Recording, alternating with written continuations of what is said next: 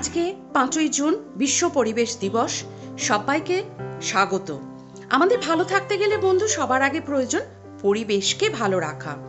আজকে পরিবেশ সম্বন্ধে আমরা যতটা সাবধানী হব আমাদের ভবিষ্যৎ ততটাই সুরক্ষিত হবে।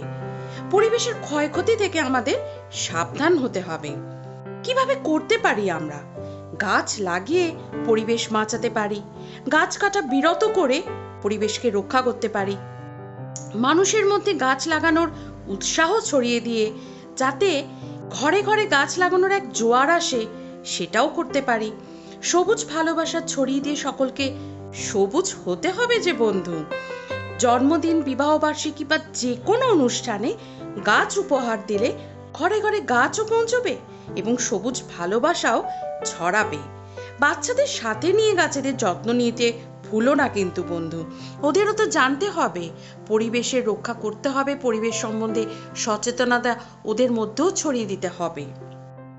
সবুজ সমাবেশেও যেতে হবে বাচ্চাদের সাথে, সেটা পাড়ার কাছে পার্ক হোক কিংবা ঘরের বারান্দা। সবশেষে বলি, পরিবেশ বাঁচাতে কোমর বেঁধে লেগে পড়ি চলো। কে করছে কে করছে না এসব দেখে নিজেকে ঘরে বন্ধ করে রেখো না। আমাদের সকলকে পরিবেশ রক্ষা করার মহাযজ্ঞে সামিল হতেই হবে। চলো আজকে আমরা সবাই সবার ঘরে এক একটি গাছ লাগিয়ে ফেলি। উৎসব এইভাবেই উদযাপন করি। আজকে সবুজ ভালোবাসা ছড়ানোর উৎসব।